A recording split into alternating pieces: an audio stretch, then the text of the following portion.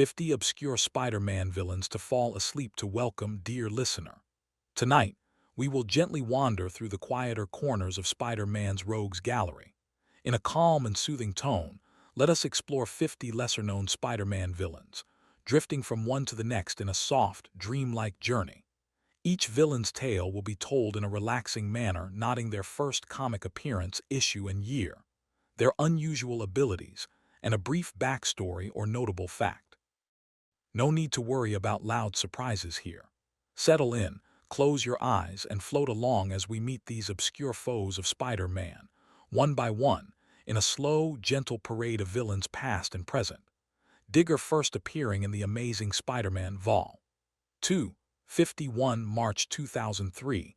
Digger is an undead composite of 13 Las Vegas mobsters fused into one being by gamma radiation.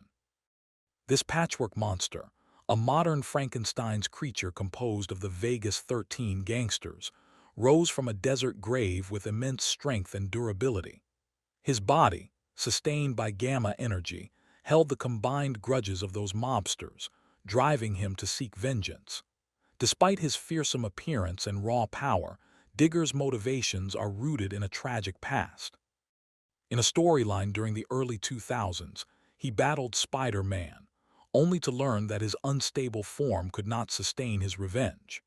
In the end, this grotesque yet sympathetic villain literally fell apart, a testament to how even vengeance cannot reanimate the past. Digger's brief rampage and the melancholy tale of the Vegas 13 now quietly rest in Spider-Man's memory, a strange footnote from a distant desert night. Killer Shrike Simon Maddox, floating into our reverie is Killer Shrike, a villain whose first appearance came in the rampaging Hulk 1, January 1977. Though initially an enemy of other heroes, he crossed paths with Spider-Man in later escapades. Simon Maddox, a former soldier, was enhanced through experimental procedures into an armored mercenary known as Killer Shrike. He wears a sleek battlesuit equipped with electrically charged talons and the power of flight.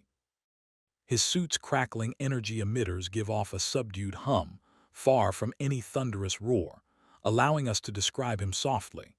In one encounter with Spider-Man, Killer Shrike attempted to use his technological prowess for profit, only to be foiled by the web-slinger's cleverness. Though he possesses superhuman strength and can fire bioelectric blasts, Killer Shrike remained a relatively minor foe.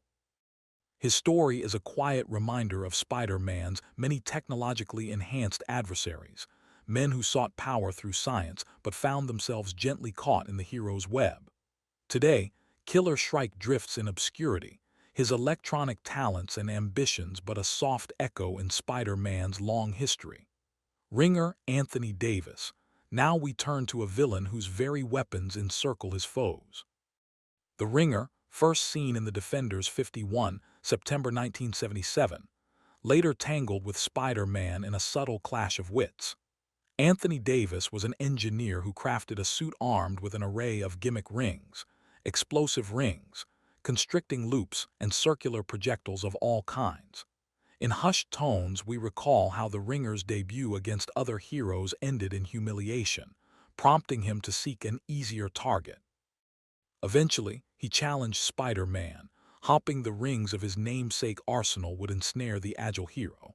The battle that ensued was more comical than catastrophic. Spider-Man deftly dodged the shimmering rings and gently webbed up the hapless criminal. The Ringer's powers are not innate. His strength lies only in his devices, and he often found himself overmatched. In a later, quieter chapter of his life, Anthony Davis reformed and left villainy behind. As we remember him now, the image is almost whimsical. Soft loops of energy and metal swirling in the night air, only to fall harmlessly, the Ringer's threat diffused with ease. Wraith Brian DeWolf. Drift back to the 1970s, where under the dim glow of street lamps we find the Wraith, first appearing in Marvel Team-Up 48, August 1976. Brian DeWolf was once an NYPD police officer who was tragically shot and left comatose. In a secret experiment, his father, Police Captain Gene DeWolf, used devices to stimulate Brian's mind, awakening powerful psychic abilities. Rising as the Wraith, Brian donned a cloak and blank mask, his eyes glowing with a subtle, eerie light. He could mesmerize others and cast realistic illusions, powers which he used in a confused quest for vengeance on New York's underworld. When Spider-Man encountered the Wraith, it was a somber confrontation rather than a noisy battle. The Wraith's mind control made for moody, dreamlike encounters on rain-slicked city streets. Ultimately, the hero and his allies, including Doctor Strange, freed Brian from the psychic influence driving him to darkness. Released from the vengeful trance, the Wraith fell silent, and Brian DeWolf returned to a peaceful sleep. The tale of the Wraith is a hushed, melancholic chapter, a story of a tormented soul, family love, and the gentle breaking of a dark spell under Spider-Man's compassionate watch. Mud Thing. Our journey now leads us to a truly peculiar creature known only as the Mud Thing. This muck-like villain's only appearance was in the Amazing Spider-Man 217-218, March, April 1981. In a quietly bizarre twist of fate, two of Spider-Man's enemies, Sandman and Hydro-Man, once fell into the same watery pit during a battle. The mixture of sand and water, animated by whatever strange energies grant them life, merged into a single being, a heaping, slow-moving mud golem. This creature, later nicknamed the Mud Thing by readers, possessed the combined powers of its constituents. It could shift form like wet sand and flow like liquid. But the Mud Thing lacked clear intellect or intent. It was more a wandering amalgam than a true villain mastermind. In its short existence, it lumbered after Spider-Man with muddy appendages, only half aware of its own actions. There was a tragic undertone to this creature. Neither Sandman nor Hydro-Man truly wished to be fused in this muddy form, and their confusion gave the Mud Thing a pitiable air. Ultimately, as the sun rose warm and soft one morning, the Mud Thing destabilized and dissolved back into lifeless sludge, ending the strange chapter as quietly as it began. Spider-Man was left with the odd memory of that mucky figure, a reminder of how even his loudest foes can end in silence. Shathra. In the soft tapestry of Spider-Man's dreams, Shathra appears as a subtle, fluttering shadow, first appearing in the Amazing Spider-Man Vol. 2, 46, August 2002. Shathra is not a typical criminal but a mystical wasp woman from another realm. She introduced herself quietly into Peter Parker's life by disguising herself as a human, stalking him with the patient hush of a predator. Shathra claimed to be a totemic entity, a wasp avatar drawn to Spider-Man's spider totem essence. Her powers were insect-like. She could fly with chittering wings, had venomous claws, and could command swarms of stinging insects. Despite these frightening abilities, her confrontation with Spider-Man played out like a dark fairy tale rather than a bombastic fight. In a calm yet relentless pursuit, Shathra tried to consume one Spider-Man to prove her dominance in the mystical food chain. Spider-Man ultimately lured her into a trap, leading to her defeat in Doctor Strange's realm, where she was transformed into a simple wasp. The eerie tale of Shathra ends almost poignantly, a lone wasp buzzing away into the night, its threat dissolved. As we recall Shathra, we're reminded of a quiet, eerie predator flitting at the edges of Spider-Man's world, a villain more at home in a whispered myth than in the clamor of the city. Francine Fry, Electro II. Our gentle tour reaches Francine Fry, a villain born from a spark but remembered in a hush. Francine first appeared in The Amazing Spider-Man 2, July 2014, during a time of transition. Initially an ordinary person who admired supervillains, Francine had a fateful encounter with the original Electro, Max Dillon, that changed her forever. An electrical accident during a kiss with Electro caused Francine to absorb his powers, resulting in her rebirth as a new Electro. With crackling blue lightning dancing along her skin, she could unleash powerful electric blasts and control currents, much like her predecessor. However, unlike the bombastic Max Dillon, Francine's story crackles quietly in the background of Spider-Man's world. She struggled to contain the volatile energy coursing through her, each surge of electricity both empowering and endangering her. Spider-Man faced her under stormy skies, carefully dodging her bolts that lit up the night in brief flashes. In the end, her tenure as Electro II was short-lived. Francine's unstable powers eventually consumed her, and she faded from Spider-Man's rogues gallery almost as quickly as she entered it. The memory of Francine Fry flickers like a dying bulb, a brief, bright flash of electricity in the darkness, followed by a return to calm night. Sin Eater Stan Carter. In the dim quiet of a city church, we meet the Sin Eater, an adversary whose story is steeped in darkness and remorse. Detective Stanley Carter first appeared as the Sin Eater in Peter Parker, The Spectacular Spider-Man 107, October 1985. By day, Carter was a troubled police officer. By night, wearing an eerie green ski mask and wielding a shotgun, he became the Sin Eater, a vigilante who sought to cleanse the city of those he saw as sinful. His crimes were hushed and grim. High-profile figures were found slain, each killing like a whispered prayer turned deadly. Spider-Man's confrontation with the Sin Eater was emotionally charged yet subdued, a thriller that unfolded in quiet alleyways and hushed confessional booths rather than with clashing powers. Lacking superhuman abilities, the Sin Eater was just a man with deep psychological scars. He moved with the heavy tread of guilt, believing that by punishing wrongdoers he could absorb or eat their sins. When Spider-Man finally unmasked Carter, it was a heartbreaking moment. The revelation occurred under gentle rain with no fanfare, just the realization that a broken man was behind the terror. Carter's capture and subsequent breakdown brought an end to his violent crusade. In later years, Stan Carter sought forgiveness, and his tale became one of sorrow and redemption. The Sin Eater's legacy lingers softly, a reminder of how human pain, left unchecked, can become a monster in the dark. Tombstone Lonnie Lincoln. Amid the nocturnal stillness of New York's underworld walks Tombstone, a villain as cold and hard as stone, yet often lurking in the background. Lonnie Lincoln, first introduced in Web of Spider-Man 36, March 1988, is an imposing figure with chalk-white skin and a whispered voice. Born with albinism and a rough upbringing, Lonnie sharpened himself into a near-invulnerable mob enforcer. Tombstone possesses enhanced strength and durability. His skin and muscles are as tough as granite, allowing him to shrug off attacks that would fell ordinary foes. But he isn't flashy. He prefers quiet intimidation. In the shadows of the city, a dimly lit alley or an empty warehouse, Tombstone's soft, raspy whisper is often more terrifying than a shout.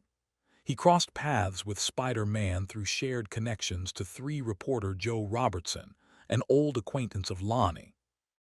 Their encounters were tense but not explosive, Spider-Man's agility and wit against Tombstone's silent brute force. In one memorable exchange, Tombstone nearly suffocated Robertson in a soundproof room, a nearly silent scene broken only by Spider-Man's timely arrival. Ultimately, Lonnie Lincoln was brought to justice, but like a gravestone, he always seems to resurface. He drifts through Spider-Man's world as a constant, quiet menace in organized crime.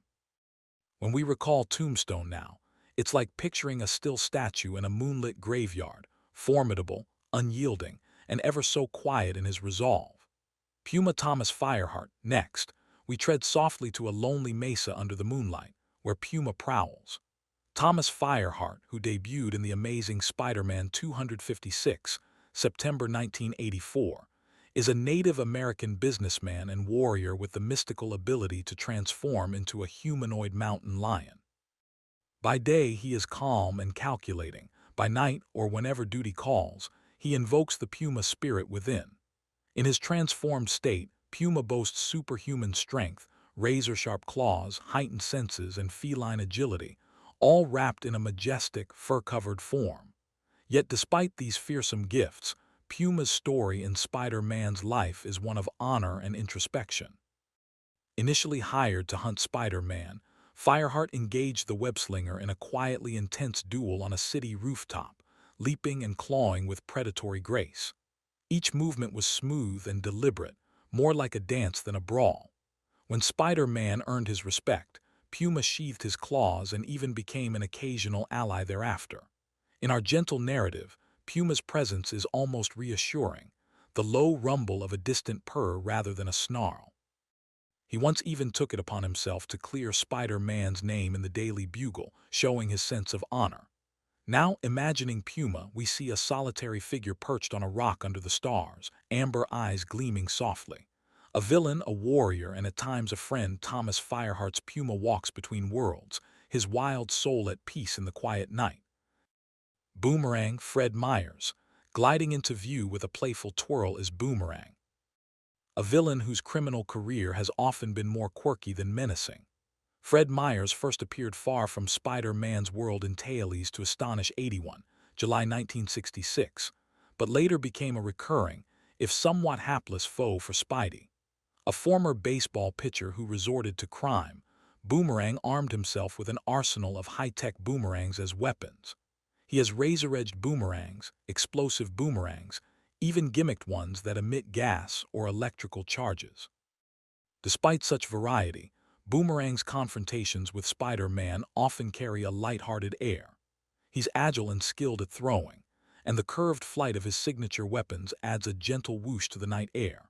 But Spider-Man's agility and spider-sense usually make quick work of Myers' tricks. In one quiet rooftop face-off, Spider-Man simply plucked a returning boomerang out of the air with a web, leaving Boomerang astonished at how effortlessly his attack was foiled. Over the years, Fred Myers has oscillated between villainy and reluctant heroism, even joining a group of reformed villains. His most recent escapades had him as a bit of a comedic figure, a roommate of Peter Parker's in a surprising twist, showing more bumbling charm than malice. So as we recall Boomerang now, it's with a fond smile. Envision a crescent-shaped projectile looping through the sky, returning to the thrower's hand, and a villain exclaiming in hushed frustration as Spider-Man once again outsmarts him. For Demogoblin, from the edges of a fever dream comes the Demogoblin, a demon with a pumpkin bomb's glow, yet our telling of his tale remains soft and surreal. The Demogoblin first emerged fully in Web of Spider-Man 86, March 1992. Born from a fragment of the Hobgoblin's soul corrupted by demonic magic, this lambing-eyed entity took on a goblin form of its own. By the flicker of candlelight we see him, gaunt and ghoulish, gliding on a fiery goblin glider and clutching enchanted jack-o'-lantern bombs that burn with an eerie glow. Though his appearance and raspy cackle might startle, we will speak of him gently. The Demogoblin believed himself on a righteous crusade to purge sinners, a mission whispered in the dark, as he considered even superheroes to be unworthy. When he crossed Spider-Man's path, it was often in shadowy alleyways or atop moonlit cathedrals. He hurled his flaming pumpkin bombs, which burst not with deafening booms, but with a whoosh of unearthly fire. Spider-Man treated this frightening foe with resolve and empathy, understanding that Demogoblin's madness sprang from a confused sense of piety. Eventually, the Demogoblin found a form of peace. During a battle while trying to save an innocent child, he sacrificed himself and vanished in an implosion of his own mystical energy. Now only silence remains where the demon once flew. His story, though filled with hellfire, concludes on a quiet note of redemption. We picture the last ember of his pumpkin bomb dimming out, leaving nothing but soft darkness and the faint scent of brimstone dissipating in the night air. Doppelganger emerging next is a strange, wordless creature born of nightmares, the spider doppelganger. This eerie six-armed spider creature first skittered into existence in Infinity War 1, June 1992. Created by dark cosmic forces, the doppelganger is a twisted, feral duplicate of Spider-Man, a mockery of the hero without a human soul.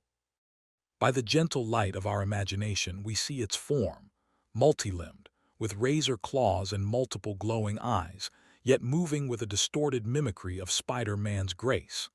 The doppelganger cannot speak, it only hisses softly, making our recounting of its tale a nearly silent affair.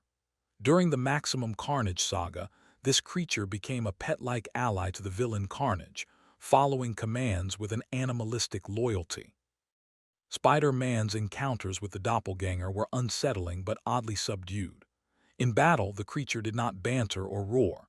It simply attacked with the simplicity of a beast, its extra arms swiping and webbing instinctually. Though it was physically powerful and resilient to pain, the doppelganger elicited pity as much as fear. Ultimately, this strange being met a quiet end. It was seemingly destroyed while saving its adopted mother, the villain Shriek, showing a last flicker of emotional depth. As we recall the spider doppelganger now, it is like recalling a fragment of a bad dream, an uncanny mirror image scuttling at the edge of perception. In the calm of our narrative, the creature dissolves back into the shadows from which it came, leaving only Spider-Man's true reflection behind. Shriek in the dusky memories of 1990s New York, Shriek drifts into view, a troubled soul whose powers rang out even as her heart quietly yearned for connection. First appearing in Spider-Man Unlimited 1, May 1993, Frances Barrison became Shriek after a traumatic life and exposure to Dark Force energy. She wields sound as her weapon, able to unleash piercing sonic blasts and manipulate emotions by stimulating the brain's darker impulses. But don't let the idea of noise deceive you. In our gentle telling, Shriek's story is far from cacophonous. Her powers, while loud in effect, were born of an inner loneliness. During the infamous Maximum Carnage event, Shriek found companionship in the insane symbiote Carnage and took the feral doppelganger under her wing. Amid the city's chaos, she stood at Carnage's side, amplifying people's anger with her sonic waves. Spider-Man faced Shriek in tense standoffs on empty streets that had grown eerily silent after her sonic booms passed. Beneath her Wild 5 exterior, he sensed a broken individual craving family. In the end, Shriek was overwhelmed and defeated when her own conscience flickered to life, disturbed by innocent children caught in the crossfire. As she was carted away to a soundproof cell, her shrill screams finally fell quiet. Remembering Shriek now, we envision not the ear-splitting noise but the echo that follows. A heavy silence, and a woman who, once her powers subsided, was left with only her regrets. In that silence, Spider-Man showed her compassion, proving that even the most anguished scream can be met with understanding in the end. Spider-Side in the soft haze between science and nightmare stands Spider-Side, a villain who is both familiar and unnervingly foreign. Spider-Side first appeared in the spectacular Spider-Man 222, November 1994, during a time of cloning and uncertainty in Spider-Man's life. He is, in essence, a clone of Peter Parker, one of many but engineered with unique powers that set him apart. Spider-Side's body is a malleable mass. He can alter his shape and size, flowing like liquid or hardening at will, an ability granted by advanced genetic tinkering. By lamplight we see him shifting form, perhaps elongating an arm or oozing through a narrow gap, movements more eerie than violent. When Spider-Side emerged, he carried the memories of Peter Parker, yet lacked the guiding moral compass. In a subdued confrontation atop the Smoky Jackal's lab, Spider-Man faced what felt like a distorted mirror. Spider-Side could match Spider-Man's strength and reflexes, and his shapeshifting made him slippery to catch. Their battles were often quiet struggles in isolated laboratories or on rain-slick rooftops, away from crowds, a personal conflict between true self and manipulated self. Eventually, Spider-Side met a tragic fate, falling from a great height and breaking apart, his unstable form dissolving as if into nothingness. In memory, Spider-Side is like a drop of mercury, reflective and fluid, splitting and coalescing in silence. His story ended as oddly as it began, leaving Spider-Man to contemplate the fragile line between life and artificial creation. In our relaxed recollection, Spider-Side's final moments are like a sigh, a gentle release as the clone's existence slipped away, bringing that strange chapter to a close. Judas Traveler now, we encounter a mysterious figure who drifted through Spider-Man's world like an enigmatic ghost, Judas Traveler. First appearing in Web of Spider-Man 117, October 1994, Traveler projected an air of quiet authority and deep knowledge. He is a psychiatrist-turned-sorcerer, or so it seemed, possessing vast mental powers and the ability to create elaborate illusions. Rather than a traditional villain seeking mayhem, Traveler appeared as a philosopher of evil, intent on studying Spider-Man's moral fiber. In whispered tones and cryptic riddles, he orchestrated scenarios to test the hero's character. For instance, Judas Traveler once took control of the Ravencroft Asylum, quietly releasing its inmates and forcing Spider-Man to restore order, not with brute force, but with compassion and understanding. Traveler watched from the shadows with piercing eyes, judging the web-slinger's every decision. Though he could manipulate reality in localized ways, such as suspending time or warping a person's perception, he seldom raised his voice or his hand in anger. Instead, he debated and questioned. For a time, Spider-Man was perplexed by this gentlemanly adversary who seemed more interested in insight than victory. In the end, Judas Traveler was revealed to be far less powerful than he pretended, essentially a man using mutant illusion powers to masquerade as an all-knowing entity. Upon that revelation, he faded from Spider-Man's life, his grand experiment concluded. Reflecting on Judas Traveler now is like recalling a half-remembered lecture in a dream. The content is hazy, but the calm, inquisitive presence remains. His legacy is a gentle reminder that not all battles are fought with fists. Some are quiet battles of the mind and spirit, waged in the liminal space between reality and illusion. 1/6 Stunner. Next we meet Stunner, a villain whose true form was as gentle as her projected form was strong. First appearing in The Amazing Spider-Man 397, January 1995. Stunner was the alias of Angela Andrews, an ordinary woman who became extraordinary through virtual reality. Insecure about her real-world appearance, Angela used advanced technology created by Dr. Octopus to project a perfected, virtual body, tall, powerfully muscular, and remarkably beautiful. This hard-light hologram could interact with the physical world, granting Stunner superhuman strength and endurance. In essence, Angela could lie peacefully in a recliner, eyes closed, while her avatar Stunner engaged Spider-Man in combat. Despite the potential for chaos, Stunner's confrontations with Spider-Man were tinged with a sort of melancholy elegance. She fought fiercely to protect Dr. Octopus, with whom she had fallen in love, trading blows with Spider-Man on quiet rooftops and in abandoned warehouses. Each punch from Stunner's holographic fists landed with substantial force, yet Spider-Man sensed the emotional vulnerability behind them. Ultimately, when Dr. Octopus met his end, Angela withdrew Stunner from battle. A poignant scene, the invincible digital Amazon simply dissipated into pixels and light, leaving Angela weeping in the shadows. Stunner's tale ended not with a bang, but with Angela waking from her virtual dream to face life's reality. As we remember Stunner now, we do so kindly, envisioning the graceful silhouette of her hologram flickering out, and Angela's quiet resolution to live as herself once more. It's a soft reminder of the power of self-acceptance amid the clamor of fantasy. Delilah, our reverie now takes us into the hushed world of professional assassins, where Delilah moves with lethal grace. Debuting in The Amazing Spider-Man 414, August 1996, Delilah became an enforcer for the crime lord known as the Rose. She is a statuesque woman with icy white hair, wielding agility and combat skills that rival the finest martial artists. Delilah possesses no superhuman powers beyond excellent strength and speed, but what sets her apart is the calm, almost serene, manner in which she carries out violent tasks. In one storyline, Delilah was tasked with targeting Spider-Man's ally, ensuring her conflicts with the web-slinger took place in dimly lit parking garages and quiet docks at twilight. She struck with precision, a swift kick here, a silent chokehold there, all delivered with an assassin's tranquil confidence. Spider-Man noted that she rarely raised her voice.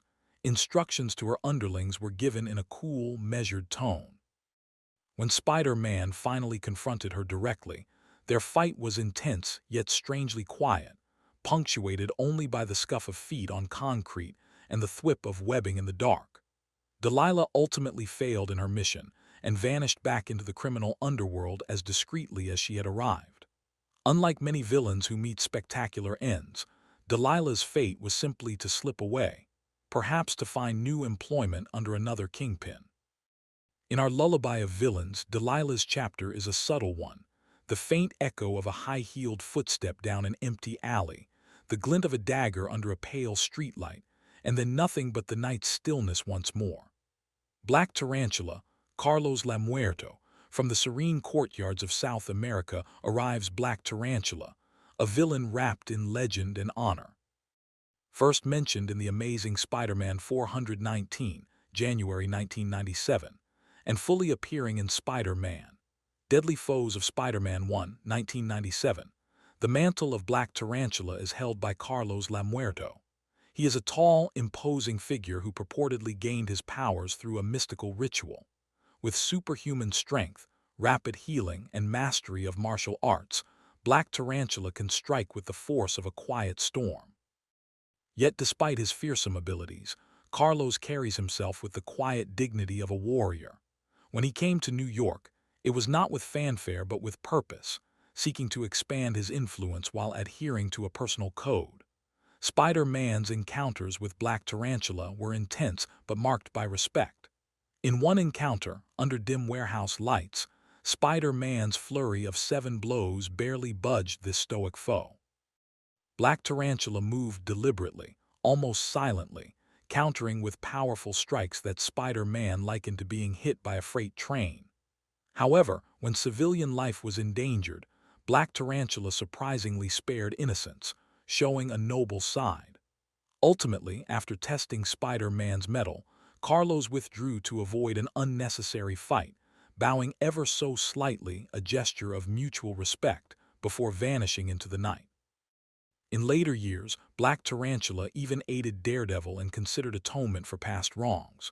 As we recall him now, we imagine a still black silhouette atop a building at dusk, vigilant, formidable, yet governed by a calm inner strength.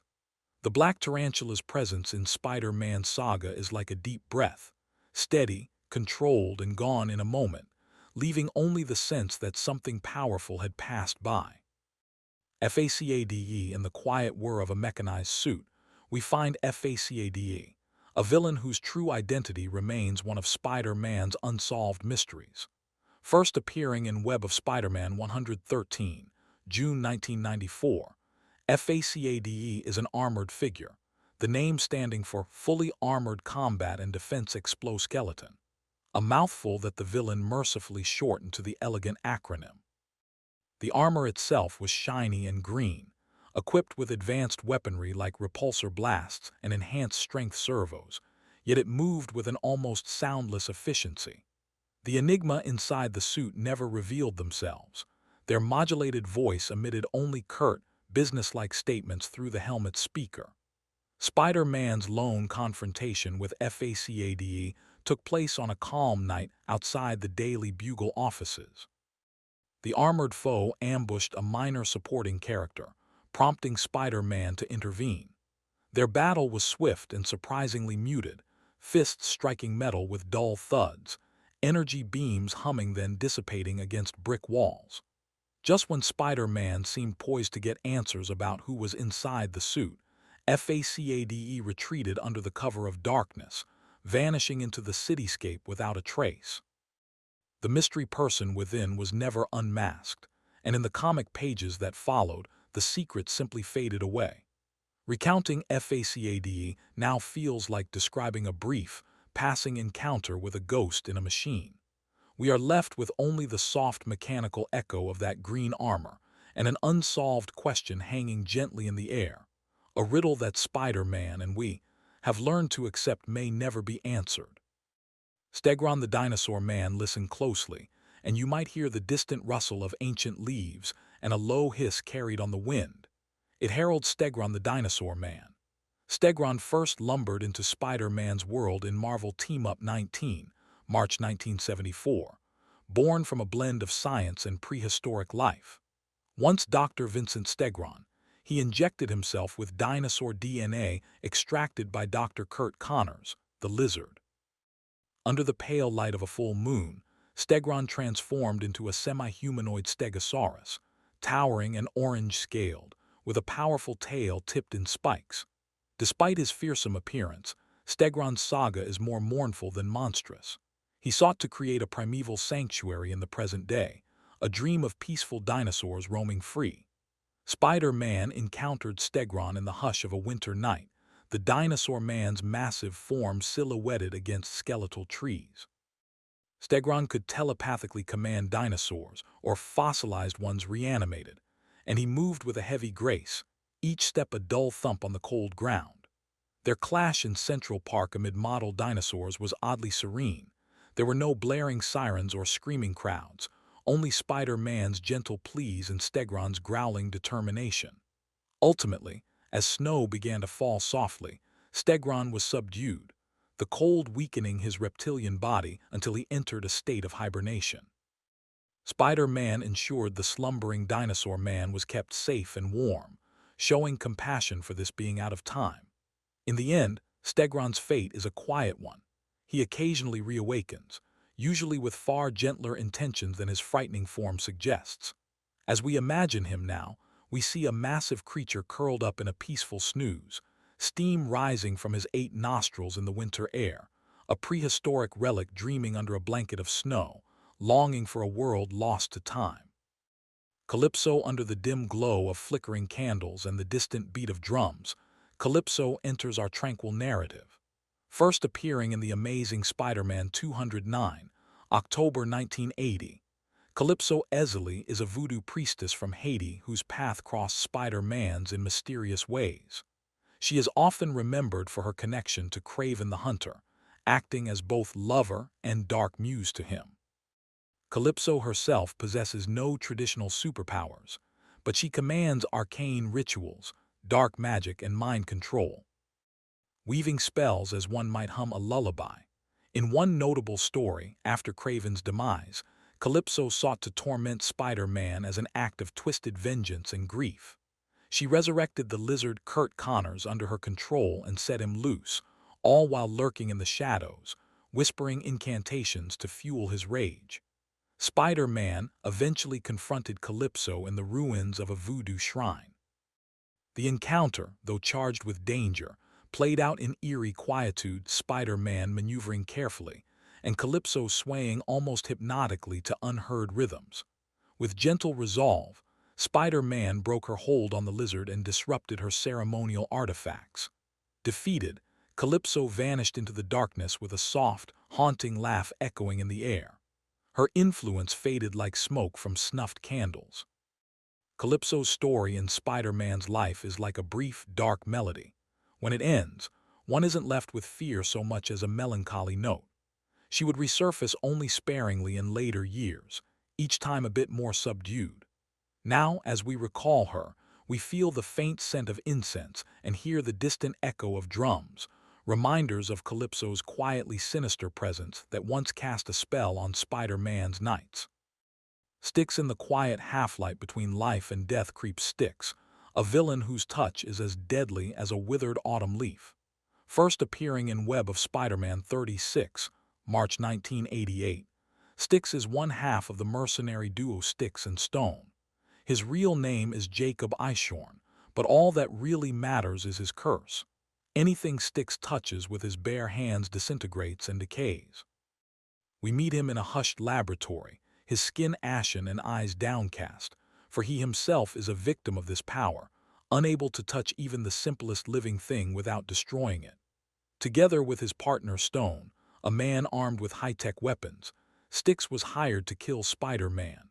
Their confrontation unfolded under a blanket of night, away from the city's bustle. Stone's gadgets fired silently in dark alleys while Styx moved in close, reaching out with longing, lethal hands. Spider-Man found himself surprisingly sympathetic to Styx's plight. After all, this frail-looking man never sought his deadly ability. The battle ended not in violence but in tragedy. At one point, Styx managed to grasp Spider-Man's arm, his corrosive touch eating away the costume and painfully numbing the flesh beneath. Yet, Spider-Man did not retaliate with fury. Instead, he subdued Styx gently, using webbing to cover those dangerous hands. Ultimately, Styx was cured of his condition in a later story, gaining a second chance at a normal life. As we drift past his tale, we imagine a delicate moment, Spider-Man cradling Styx's wrapped hands, promising that help is on the way. It's a moment of quiet mercy in the dark, a soft victory of compassion over death's touch. Stone where Styx goes, Stone is not far behind.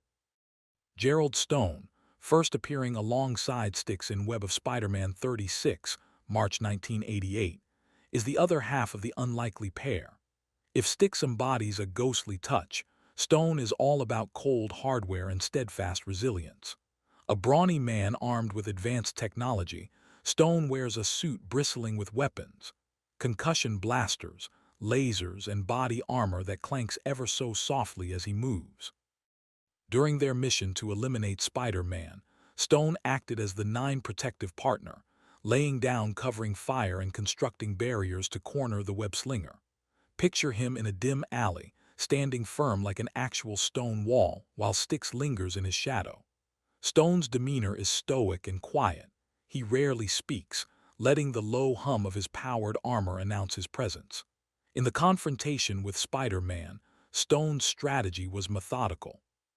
He tried to pen Spider-Man in with collapsing walls, using portable explosives that thumped dully, so that Styx could reach out with that lethal hand. Despite his arsenal, Stone was careful he had to be, fighting in the dark with his fragile partner at his side. Ultimately, Stone's efforts were not enough. Spider-Man's agility and ingenuity outmaneuvered the duo.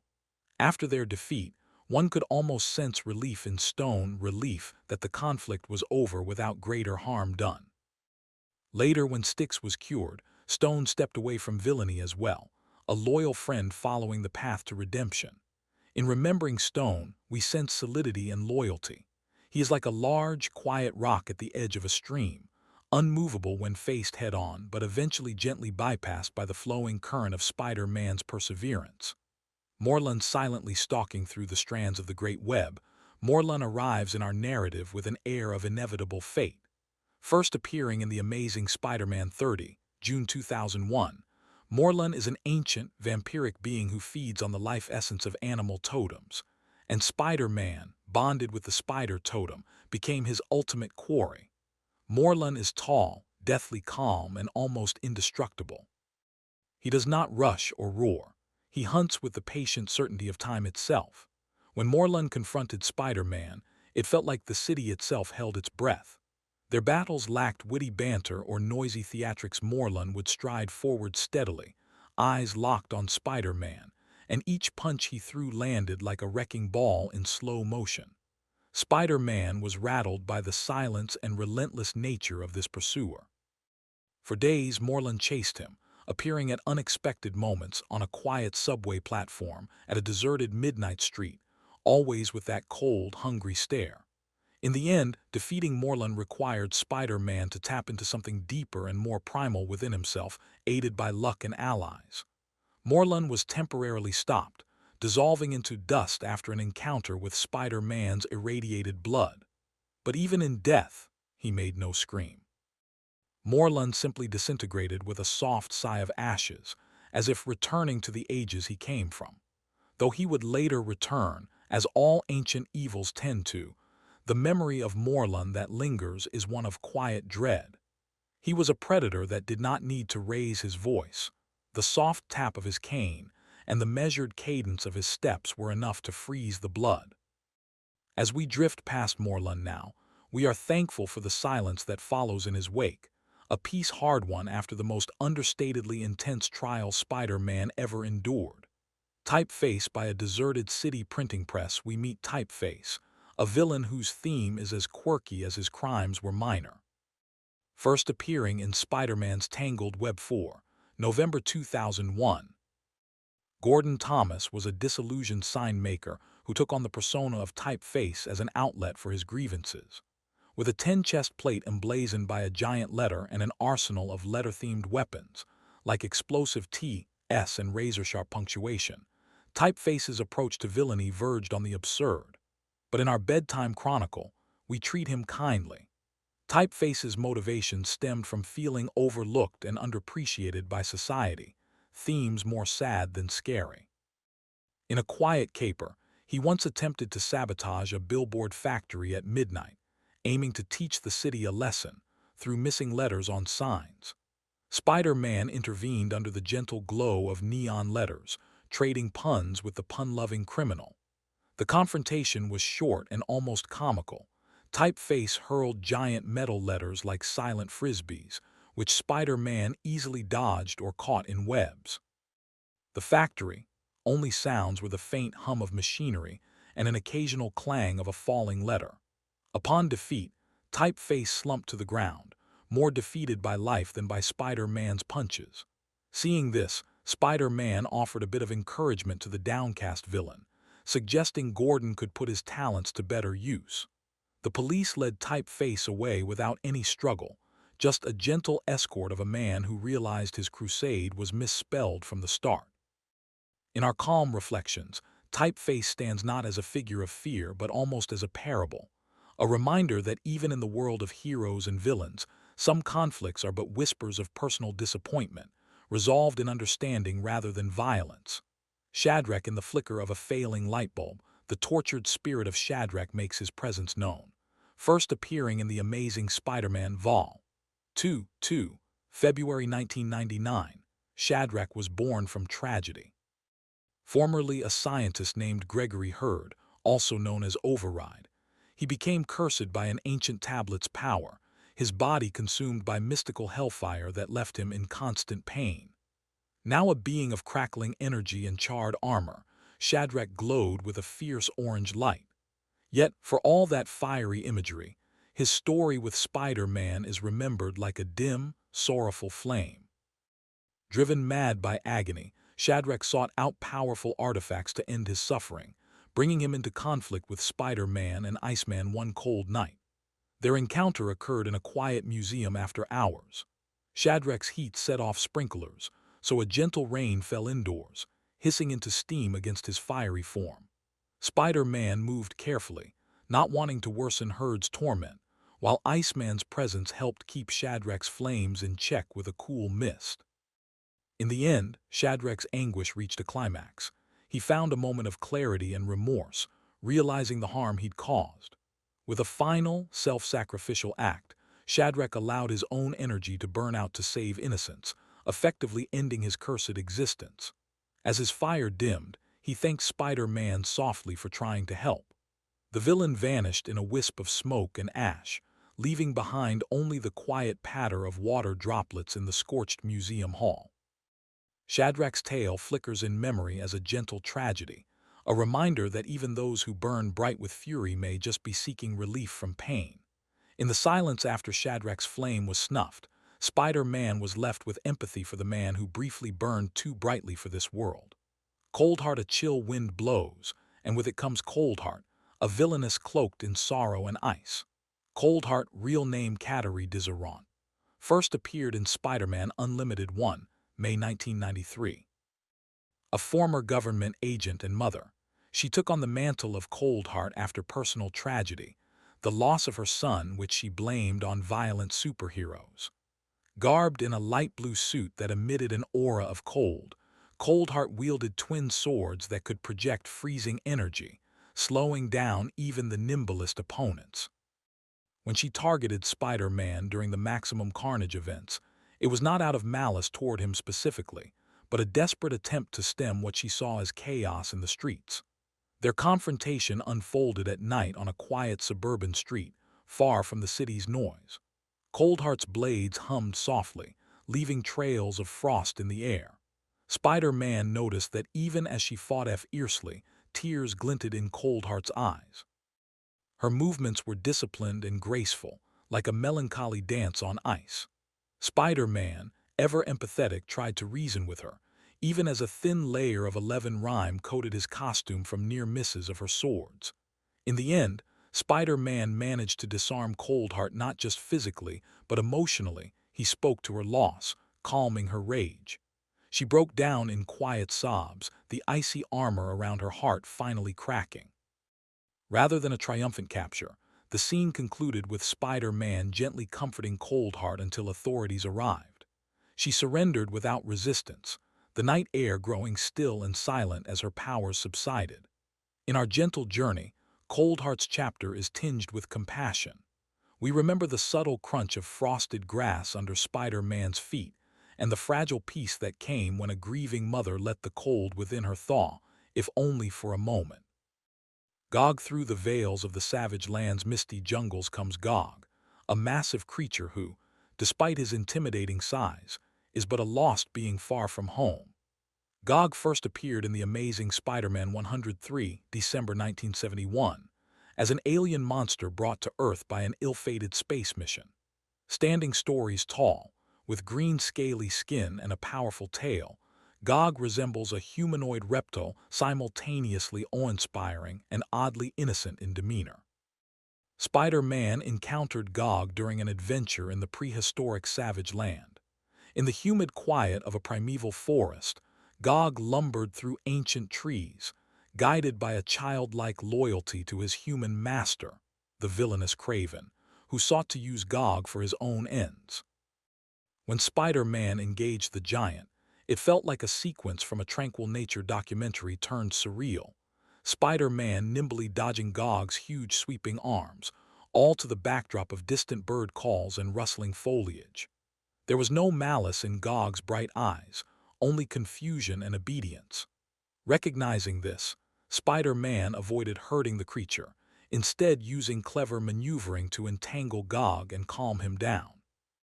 Eventually, tragedy struck when Gog stumbled into quicksand, sinking despite Spider-Man's earnest attempts to save him. With a low groan, the giant creature disappeared beneath the mire, leaving Spider-Man with a heavy heart as the swamp went silent. In later years, it was revealed that Gog survived and even found a form of peace in the savage land's solitude. As we picture Gog now, we see not a menacing monster, but a gentle giant gazing at unfamiliar stars, far from home. His story, though marked by brief rampage, ends on a contemplative note, a colossal being finding quiet belonging in the wild, where the only sounds are the whisper of leaves and the soft steps of a lonely guardian in a primeval world. Speed Demon, James Sanders with a sudden gust, Speed Demon zips into our narrative, and then, just as quickly, slows to a gentle halt so we may observe him. James Sanders, the man who became Speed Demon, first donned a costumed identity as a villain in the pages of the Avengers 70, November 1969, originally known as the Wizard, and later took on the moniker Speed Demon when facing Spider-Man in the 1980s. Granted superhuman velocity by chemical means, Speed Demon can run at incredible speeds, his every movement a blur. But in our calming journey, we imagine his high-speed antics with the sound turned down low, more a breeze passing by than a roaring windstorm. Speed Demon encountered Spider-Man as part of a team of lesser rogues. In one instance, on a lazy afternoon, he challenged the wall crawler to a friendly race through the streets of Manhattan. For a few heartbeats, city blocks whirred by in a soft haze, pedestrians feeling nothing but a mild whoosh as the two darted past. Speed Demon's confidence was as high as his pace. He often bragged mid-stride, though his words stretched into comical slow motion to Spider-Man's ears thanks to the web-slinger's reflexes. Ultimately, Spider-Man outsmarted him rather than outright outran him, perhaps by laying a web-line tripwire or leading Speed Demon into a dead-end alley. Trapped in adhesive webbing he couldn't vibrate out of, Speed Demon yielded, left panting more from surprise than exhaustion. We recall him now with a slight smile. James Sanders, the fast man who often found himself going nowhere fast. In the stillness following his capture, one could almost hear him mutter in disbelief at being outdone. His legacy in 12 Spider-Man's world is like a short gust on a summer day, noticeable for a moment, then quietly gone, leaving only the calm air behind. White Rabbit, Lorena Dodson. Hopping lightly into our storybook of villains comes the White Rabbit, a whimsical rogue who adds a touch of absurdity to Spider-Man's adventures. Lorena Dodson first debuted in Marvel Team-Up 131, July 1983. Bored with her life of privilege and obsessed with Lewis Carroll's tailies, Lorena reinvented herself as the White Rabbit, a costumed thief in a Victorian rabbit girl outfit complete with floppy ears, ticking clock, and weaponized umbrellas. Her crimes were more capers than atrocities, often themed around her Wonderland fixation. By lamplight, we might find her attempting a robbery at the Wonderland amusement park after closing, her giggles echoing like distant chimes. Spider-Man's encounters with White Rabbit were mild by his standards. Chasing a villain on spring-loaded boots tends to inspire chuckles more than dread. In one gentle clash, Spider-Man found himself dodging explosive Easter eggs she tossed, each pop smaller than a firecracker, lighting the night in brief pastel sparks. White Rabbit's mannerisms, eloquent, flamboyant, just a bit mad, turned their confrontation into a playful chase rather than a vicious fight. When finally caught in Spider-Man's web, she pouted theatrically rather than showing true malice. There is a certain soft spot in Spider-Man's memory for the White Rabbit, as her escapades often harmed little and brightened the day with a dash of the absurd.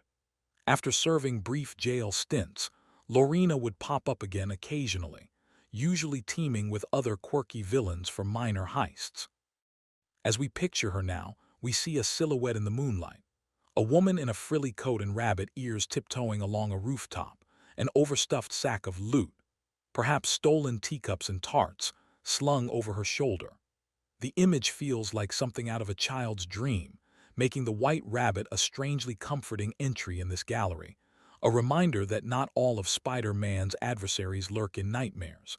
Some dance through dreams with a laugh and a hop. Banjo from the quiet backroads of America comes Banjo, a misunderstood character whose tale with Spider-Man is as gentle as it is forgotten.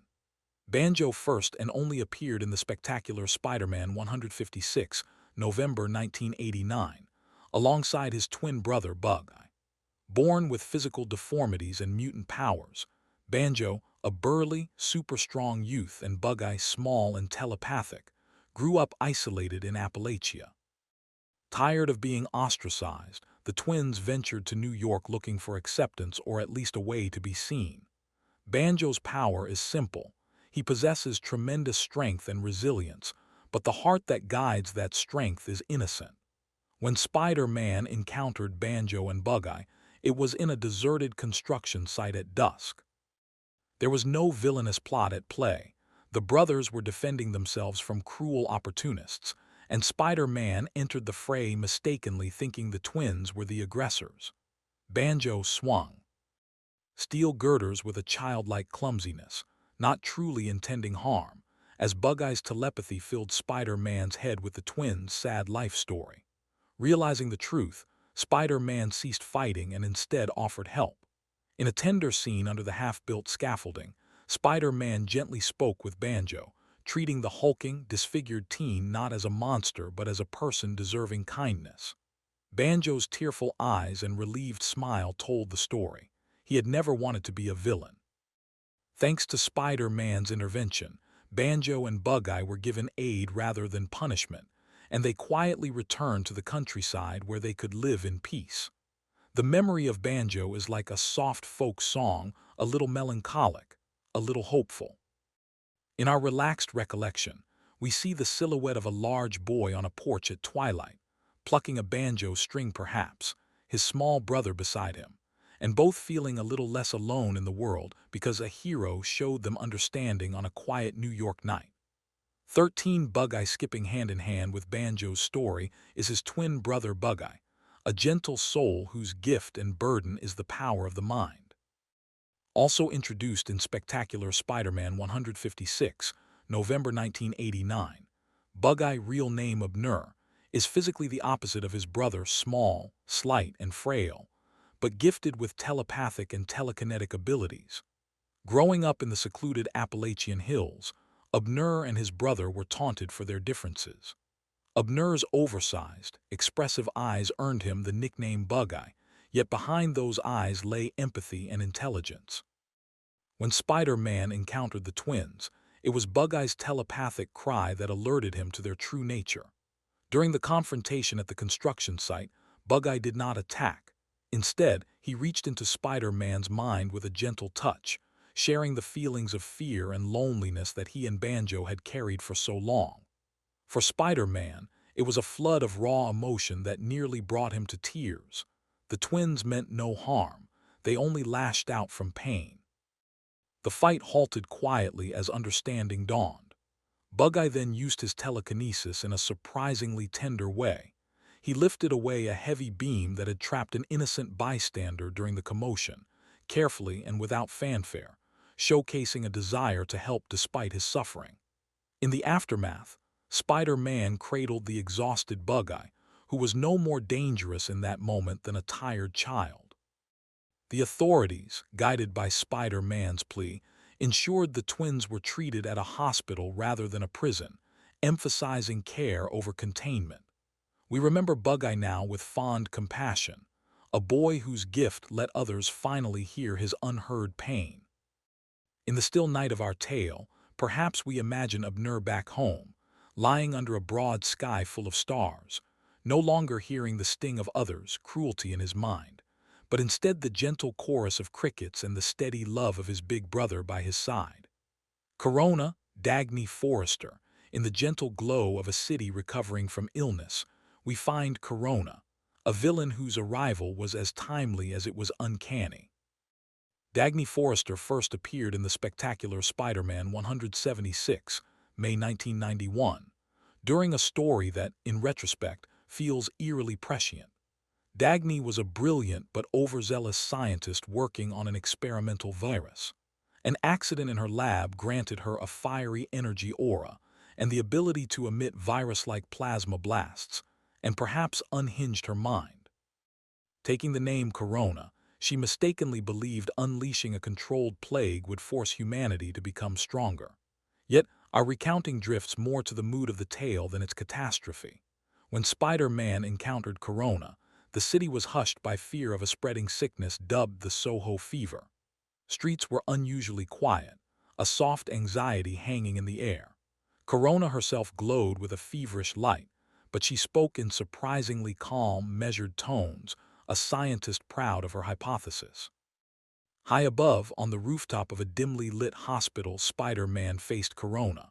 Her powers flared in pulses of warm orange light, not explosive but steady, as she tried to infect him with her enhanced virus. Spider-Man, immune thanks to his unique metabolism, approached her with caution and compassion. Through gentle reasoning, he made Corona realize the human cost of her plan. In the end, as a light rain began to patter, Corona's heated aura fizzled out. She collapsed into Spider-Man's arms, whispering regret for the pain she'd caused. The fever in the city broke soon after, and Dagny Forrester was given help for both body and mind. We picture her now in recovery, a dim lamp by her bedside, her once bright eyes lowered in thought. Corona's story is a quiet parable about unintended consequences, softly reminding us that even noble intentions can go astray, and that healing of any kind often begins with an earnest apology in the calm after a storm. Spectrum, Joe Spectrum Biden, across the rainbow of our journey appears Spectrum, a villain whose name itself is a curious quirk of fate. First appearing in Peter Parker, Spider-Man 1, February 2010, this Spectrum is Joe Biden, not 14 the statesman, but a fictional criminal who happened to share his name with a famous figure. Preferring to be called Spectrum, he wielded a rather gentle power, the ability to alter the color spectrum of light around people. It wasn't a destructive gift, but one of deception. He could make targets see things in misleading hues or render himself nearly invisible by warping light. His brief run-in with Spider-Man was as much a prank as a crime. In a calm gallery of the Metropolitan Museum after hours, Spectrum attempted to steal precious gems by dimming the lights to the point of near darkness. Spider-Man arrived to what felt like a museum dipped in twilight, the statues and paintings bathed in deep indigo and soft violet hues. Spectrum, cloaked in shifting colors, played cat and mouse with the hero. At one moment, he projected a blinding flash of golden light. At another, he hid himself by turning the room pitch black. But Spider-Man, relying on his trusty spider sense, calmly followed Spectrum's gentle footsteps echoing on marble floors. Realizing he couldn't truly harm Spider-Man, Spectrum surrendered almost comically, caught in the act of trying to sneak out under a cloak of pale blue. The encounter ended without blows, only a witty exchange about whether his last name was really that Biden. The police later scratched their heads at the coincidence while escorting the Technicolor trickster to custody. In our dreamy recollection, Spectrum's legacy is a soft kaleidoscope of colors swirling then fading. His crimes were benign, his defeat graceful. We leave him painting rainbows in his cell, perhaps literally. Another mild note in Spider-Man's symphony of foes, a small splash of color that brought more bemusement than menace. Gatekeeper 1-1 in the hush of ancient temples and the dim glow of mystic candles, we encounter the Gatekeeper, a figure more deity than criminal, whose opposition to Spider-Man came shrouded in riddles and destiny. The Gatekeeper's presence was first felt in the Amazing Spider-Man Vol. 2, 50-508 2003-2004, during the cryptic Book of Ezekiel saga. Not a man or monster in the traditional sense, the Gatekeeper is a spider deity, a cosmic judge charged with determining the worthiness of Spider Totem avatars. When Spider-Man unwittingly stepped into an ancient Ghanaian temple alongside his ally Ezekiel, it was like entering a dream. The air hung thick with incense, and countless spiders skittered in the shadows, the only audience to what followed. The Gatekeeper manifested as a colossal spider figure, eyes gleaming with primordial intelligence. Yet there were no roars or sudden attacks. Instead, the Gatekeeper spoke in a quiet, echoing whisper directly to Peter's soul, testing his resolve with philosophical challenges and visions. In these trials, Spider-Man remained largely silent, demonstrating his worth through selfless actions rather than words.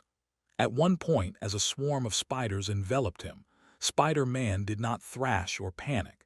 He stood calmly, proving his courage and self-control. Ultimately, it was Ezekiel who failed the Gatekeeper's final judgment, and in a self-sacrificing turn, Ezekiel defended Peter, earning redemption as the Gatekeeper accepted him as a substitute sacrifice. Spider-Man was left kneeling in that temple's inner sanctum, the Gatekeeper's verdict rendered with soft finality.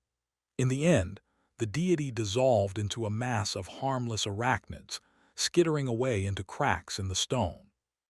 As we recall the Gatekeeper, we feel the serene weight of destiny and the soft rustle of countless tiny legs. It's a memory of introspection and spiritual quiet, a reminder that some of Spider-Man's greatest battles are waged in the realm of the spirit, in near silence, broken only by the beating of a humble human heart. 15 Hypno-Hustler Anton Delson. 2 Now we arrive at a villain who grooves in quietly with a funky rhythm, the Hypno-Hustler. Emerging from the disco era, Hypno-Hustler first dazzled readers in Peter Parker, The Spectacular Spider-Man 24, November 1978.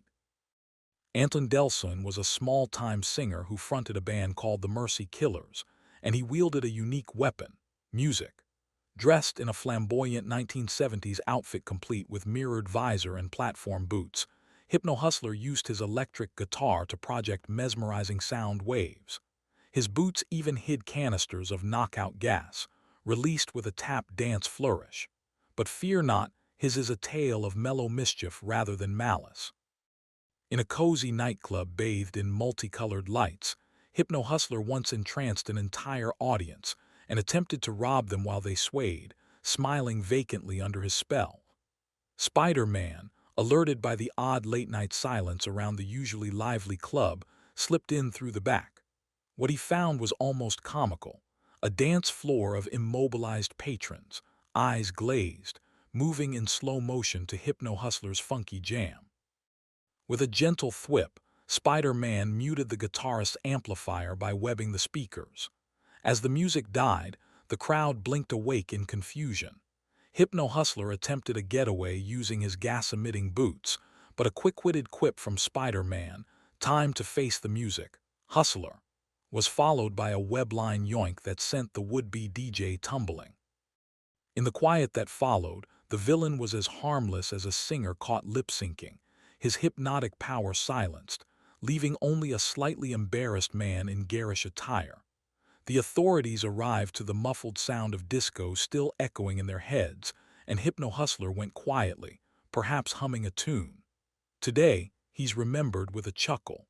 His hypnotic serenades did little lasting harm and even brought a smile. Indeed, as we drift past his chapter, we can almost hear a soft bass line fading out and envision Spider-Man playfully tapping his foot as he ensures everyone got home safe, turning the volume of this escapade down to a whisper. Bore 3 from the concrete jungles of New York to the neon canyons of Las Vegas. Our path now crosses with Bore, a villain who, despite his brutish form, briefly danced through Spider-Man's life like a wild but F-leading gust. Bore's first and only significant appearance came in Stormbreaker, the saga of Beta Ray Bill 6, June 2005. Not originally in a Spider-Man title, but fate brought him and Spidey together one night.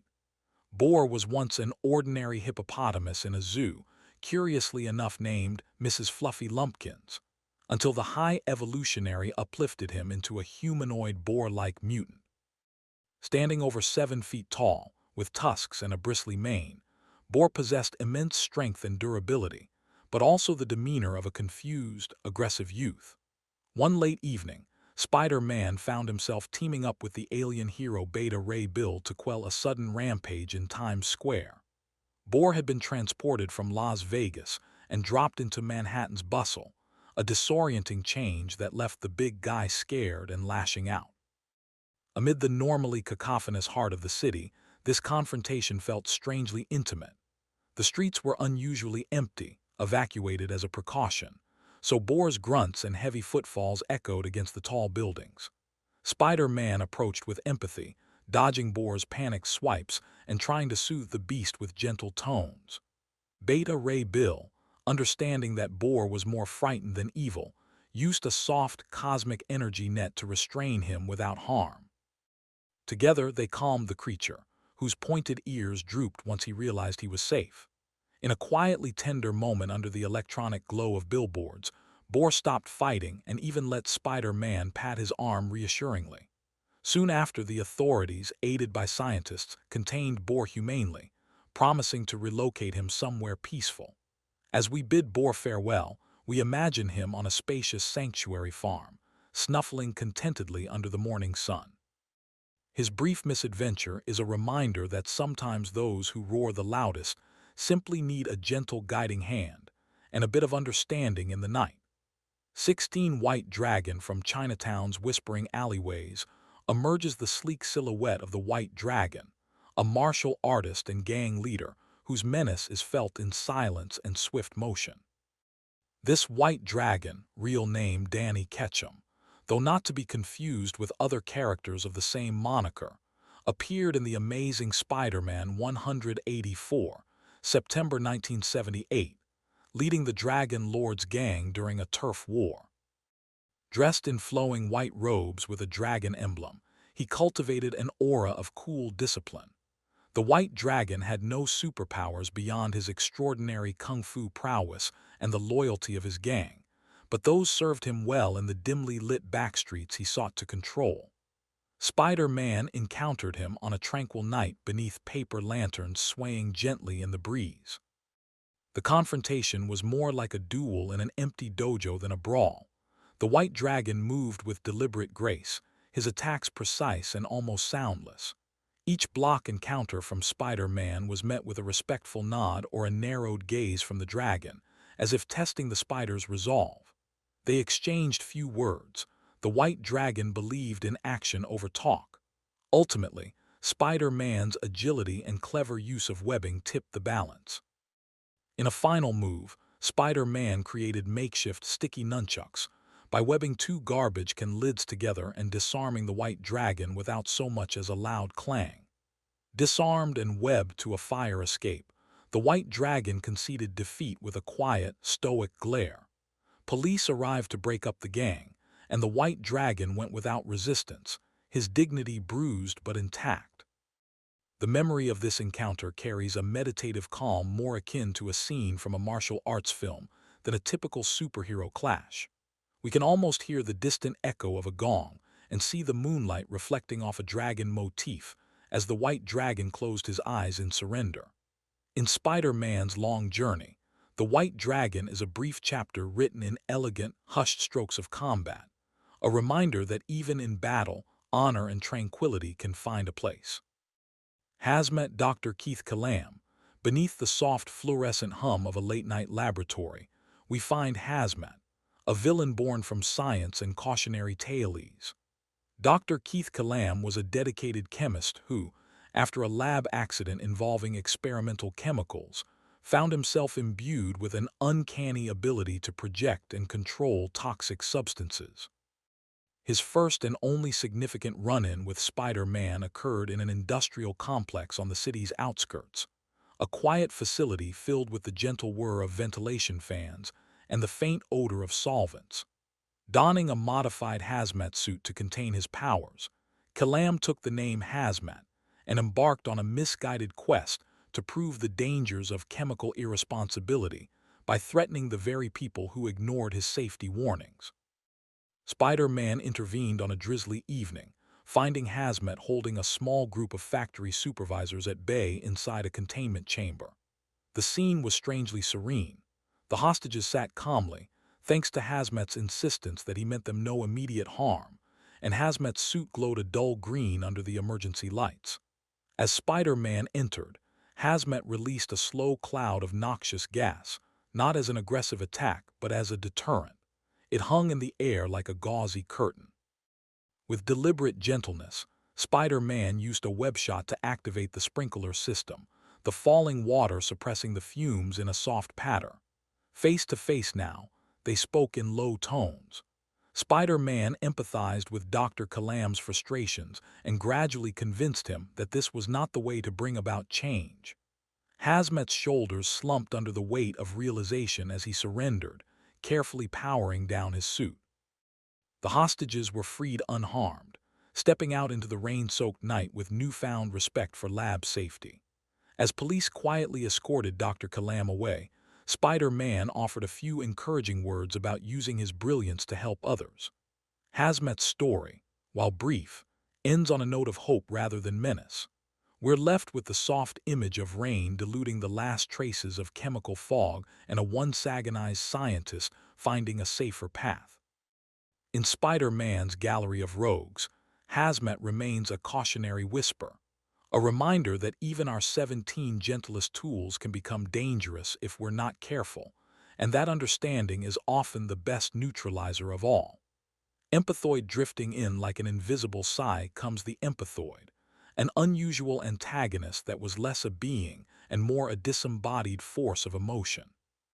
The empathoid first materialized in Peter Parker, the spectacular Spider-Man 8, July 1977, and it presents one of the quietest threats Spider-Man ever faced. This energy entity had no body of its own. Instead, it was a glowing alien orb capable of possessing human hosts and amplifying their negative emotions. Its goal was simple yet oddly childlike. It fed on feelings, thriving particularly on anger and despair. When the empathoid encountered Spider-Man, it first took control of the hero Morbius, the living vampire, during a chance meeting, subtly fanning Morbius's bloodlust.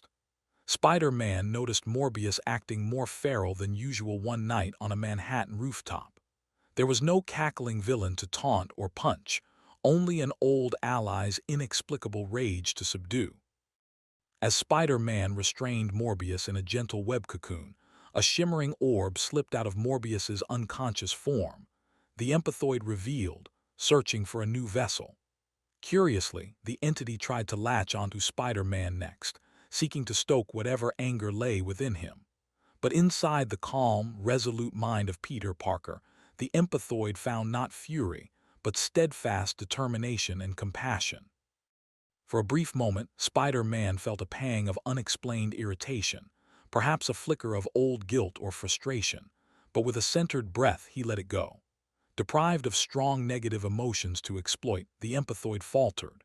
In a final attempt, it leapt into a nearby lab technician who had been observing the incident, only to find that person mostly frightened rather than enraged. Starved of the sustenance it craved, the empathoid faded quietly, like a breeze dispersing a cloud. Spider-Man secured the now inert orb in a containment canister, and with that, the threat was over. In this peaceful resolution, no buildings crumbled, no alarms blared. The climax was a sigh of relief as normal emotions settled back in place. Remembering the empathoid is like recalling the hush after a storm that never quite broke, an enemy vanquished by inner tranquility and the refusal to give in to darker feelings. Megawatt next along our calming tour is Megawatt, a scarcely known figure whose presence in Spider-Man's life was momentary yet brightly flickering. Megawatt's single outing was in a children's educational comic in the early 1980s, rendering him more a footnote than a fiend. As his name playfully implies, Megawatt had a knack for electricity, not in the fearsome way of Electro, but in a far more benign fashion. In fact, Megawatt was portrayed as a well-meaning but overzealous electrician who stumbled upon a device allowing him to store and discharge electrical energy. Decked in a homemade suit with a lightning bolt logo, he thought he could be a hero by recharging machines around the city. Of course, his unsophisticated meddling led to more harm than help: streetlights flickering out of sync, appliances overloading in a shower of gentle sparks. Spider-Man found Megawatt atop a quiet suburban power substation at dusk, attempting to supercharge the local grid. The scene was almost pastoral: crickets chirping, the low buzz of transformers, and a man glowing faintly like a firefly, oblivious to the potential dangers. Approaching without alarm, Spider-Man engaged him in friendly conversation, learning that Megawatt's intentions were pure if a bit misguided. With calm reasoning, Spider-Man convinced him to cease, pointing out the unintended outages his assistance was causing. Chastened, Megawatt removed his voltage harness, and the night air settled into its usual stillness. No fight transpired beyond a handshake and Spider-Man carefully stowing away the experimental gear for safety. Megawatt agreed that perhaps formal training and a good night's sleep were in order before trying to help the city again. As we drift past this gentle episode, we can imagine Spider-Man swinging off under starry skies, leaving Megawatt waving sheepishly below, the street lamps now glowing steadily once more. Megawatt's spark may have been dim in the grand scheme, but it served as a warm reminder 18 that not everyone who dons a costume is out for conquest. Some just need guidance back toward the light. Twin Terror: there was a time in Spider-Man's adventures when he faced not one, but a pair of villains acting in eerie unison, the so-called Twin Terror. These two identical brothers, their real names long forgotten by the world, made a brief appearance in an offbeat 1980s Spider-Man story. The Twin Terror weren't endowed with cosmic powers or genius intellect. Rather, their gimmick was the almost telepathic coordination between them. Dressed in matching outfits, black bodysuits adorned with red theater masks, one smiling, one frowning, they committed a series of small-scale heists, relying on their impeccable timing to outwit opponents. Picture a quiet bank lobby after hours, the only sounds being the shuffle of money bags and soft footfalls. Spider-Man encountered the twins on a rooftop as they made their escape from a burgled office safe. Under the pale glow of a water tower light, the brothers moved like mirror images. If one swung a crowbar, the other preemptively caught Spider-Man's dodge with a well-placed kick. Their moves were complementary halves of a whole, making the fight feel like an oddly graceful dance in the dark. Yet, as much as their synergy impressed, it was ultimately their downfall. Spider-Man, quick to notice their linked strategy, exploited it with a bit of clever misdirection. Feinting towards one twin while secretly web-pulling the other, he caused them to react in perfect sync, unfortunately for them, in the wrong direction. In a gentle thump, the twins collided with each other, knocking themselves dizzy. The quiet night was broken only by Spider-Man's muffled chuckle as he webbed them up back-to-back, twins snoring sounding in tandem soon after. When the police arrived, they commented it was the neatest arrest they'd seen. Two culprits trussed up together like a gift package. And indeed, in our lullaby of Spider-Man's journey, The Twin Terrors chapter ends neatly and serenely. We imagine the brothers later reflecting in their shared jail cell, perhaps resolving that their next act of teamwork should be something more lawful, their perfectly synchronized snores echoing softly through the cell block at lights out. Extremist in the soft digital glow of the near future, we catch a glimpse of Extremist, a villain whose ambition was as quiet and absolute as a starry sky with no moon. The Extremist hailed from a late 1990s Spider-Man storyline set in a cyberpunk motif. He was a technocrat zealot, a figure who believed in achieving peace through the total control of information and emotion. With a sleek cybernetic suit and a cadre of empathy-dampening devices, Extremist's power was subtle. He could suppress human emotion within a radius, rendering those around him docile and compliant. Spider-Man first noticed Extremist's handiwork when a normally vibrant block of the city fell eerily silent and dispassionate. Imagine a crowd of people in a cafe, speaking in monotones, smiles absent, a scene more disturbing for its stillness than any violence. Tracing the source, Spider-Man found Extremist atop a city broadcast tower one night, methodically plugging his emotion-nulling signal into the grid. There was no dramatic lightning or cackling, only the gentle hum of servers and the blinking of LEDs reflected in Extremist's impassive visor. Their confrontation was hushed. Under the influence of the villain, Aura, Spider-Man felt his own emotions dulling, concern flattening into indifference. Yet his sense of responsibility pushed him onward. With a deft flick, Spider-Man applied a dampening web to Extremist's primary transmitter, muffling the signal enough for his heart to stir again. A brief struggle ensued in near silence. Extremist fought with calculated robotic moves, each strike lacking malice or fury, simply meant to subdue. But Spider-Man, fueled by a rekindled resolve, managed to disable the last of Extremist's devices with an electrically insulated web, causing a gentle pop and shower of sparks that signaled the end of the emotion-scrubbing field. Suddenly the distant sounds of city life, a honk, a siren, a laugh, came flooding back, as if someone unmuted the world. Extremist, now bereft of his power, simply froze, 19 perhaps not knowing how to feel about his failure. Spider-Man secured him quietly, offering a hopeful thought that true peace requires empathy, not its absence. As Extremist was led away, one could imagine him, for the first time in a long time, feeling a twinge of genuine regret, a fittingly gentle punishment for one who sought to steal feelings from others. In our memory, Extremist's downfall is like the reawakening from a strange dream. Emotions, once dulled, blooming back softly like morning sun on the cityscape. Arachnakid scuttling along the fringes of our tale is Arachnakid, a peculiar criminal whose gimmick was as whimsical as a Saturday morning cartoon. Appearing in a short-lived digital comic in the mid-2010s, Arachnakid was an acrobatic thief who styled himself after Spider-Man, though far less threatening and far more juvenile in execution.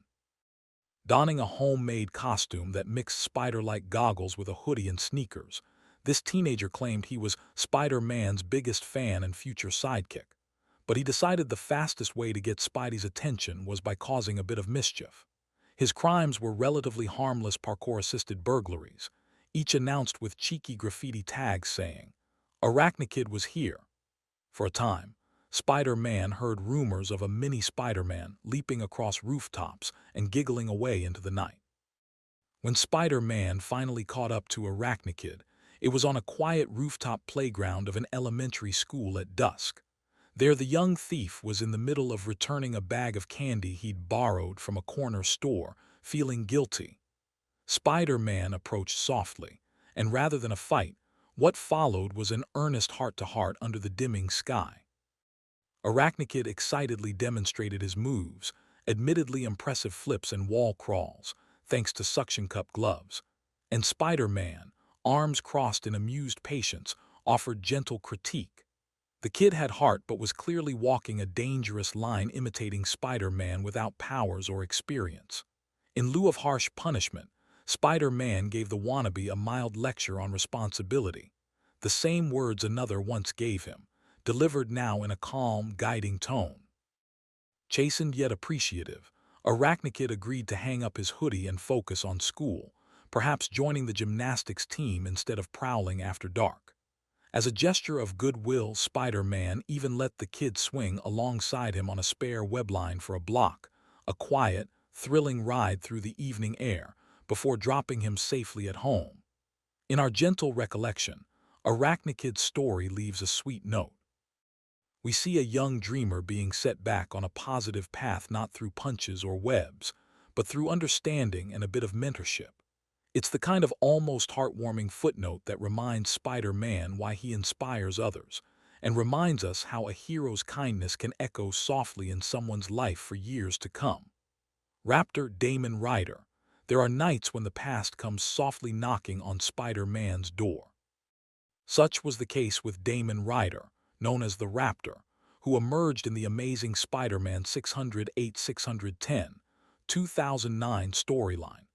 Damon Ryder was a geneticist whose life was tragically intertwined with one of Spider-Man's clones, Ben Reilly.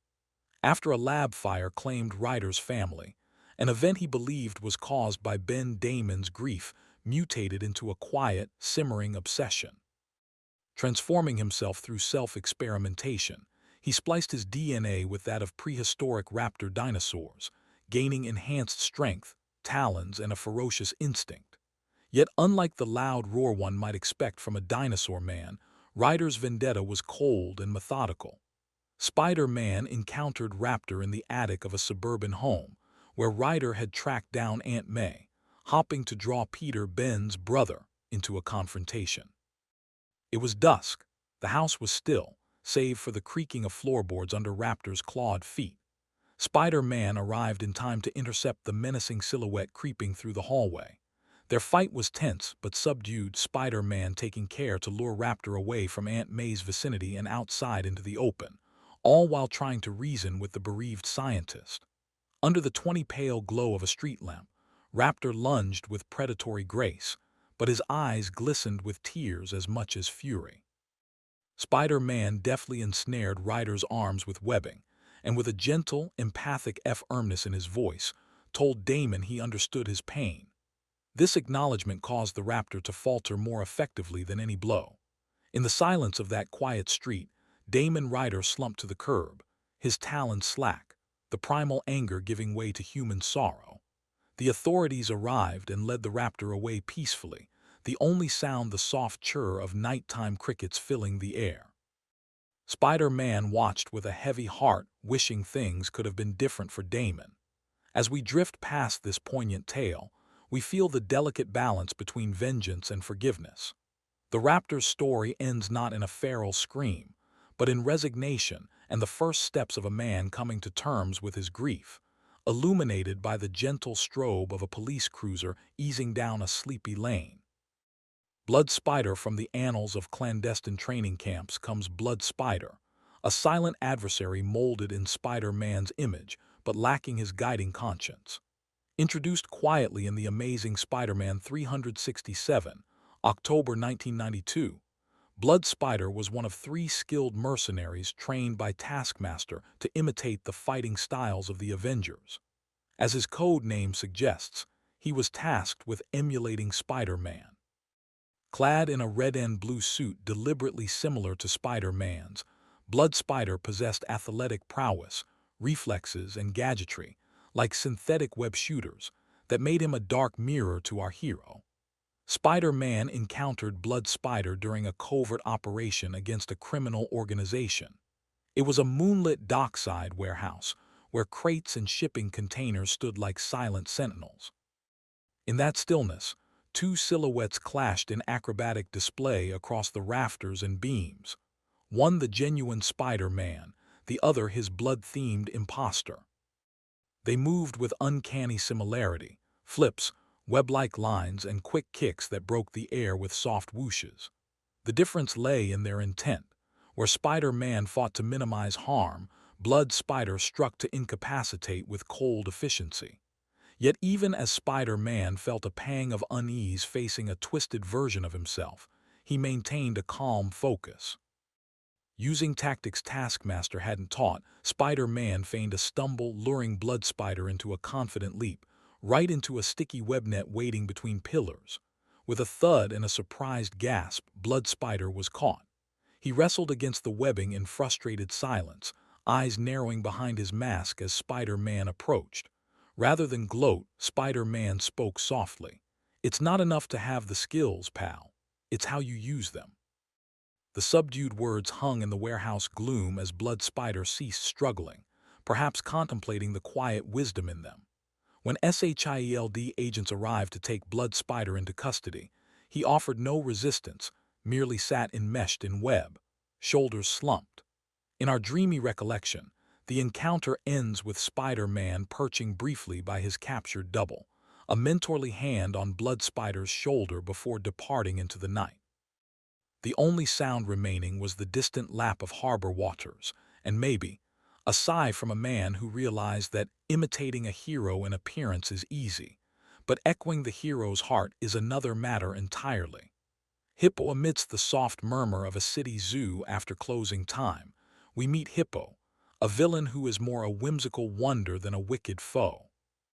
The hippo, formerly known as Mrs. Fluffy Lumpkins when he was an actual hippopotamus, a male despite the name, became an anthropomorphic powerhouse in a quirky turn of events. He first stomped into the pages of Spider-Man in Dark Reign.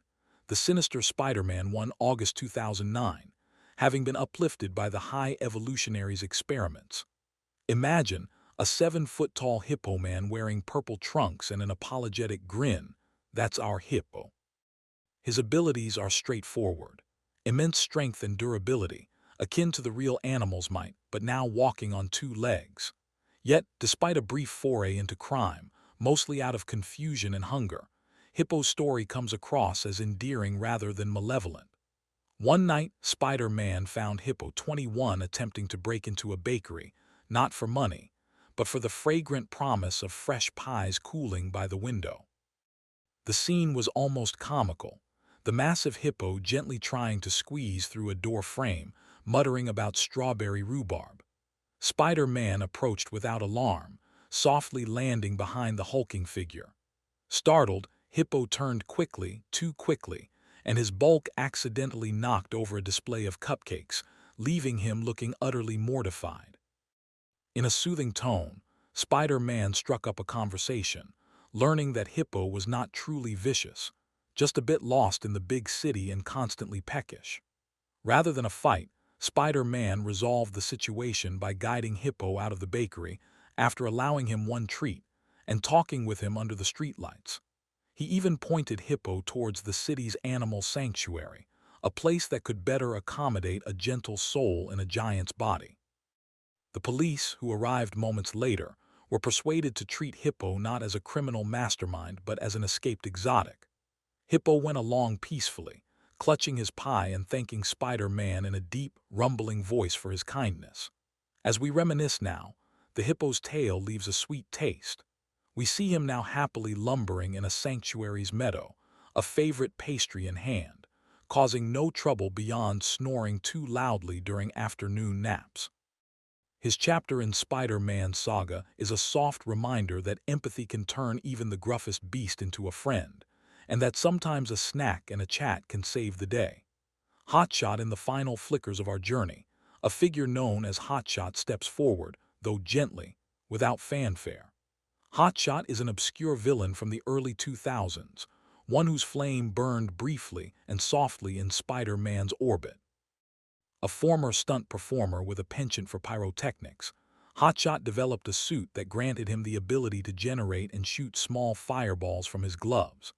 Unlike other fire wielders, his were more like spirited embers than roaring infernos, capable of singeing a Spider-Man suit perhaps, but not reducing buildings to ash. Hotshot turned to minor crime after professional frustrations, staging flashy distractions to pilfer from film sets and special effects warehouses. Spider-Man encountered him on a quiet studio lot one night. There, amidst prop cityscapes and dark soundstages, Hotshot was collecting high-end pyrotechnic materials for his next scheme. He lit his path with a hovering will-o-wisp of flame, casting dancing shadows on facades of false buildings. Spider-Man, dropping in as silently as a cat, caught the glimmer of that flame reflected in Hotshot's visor. What followed was a gentle confrontation choreographed like a movie scene. Hotshot hurled glowing orbs of fire that arced through the air like slow meteors, and Spider-Man twirled and flipped around them in graceful avoidance. The skirmish ended with Spider-Man dousing Hotshot's wrist devices with a quick splash from a firefighter's bucket prop, a fittingly theatrical resolution. With his flames snuffed out and smoke curling harmlessly into the starry sky, Hotshot slumped to the ground, muttering about how the limelight had never properly found him.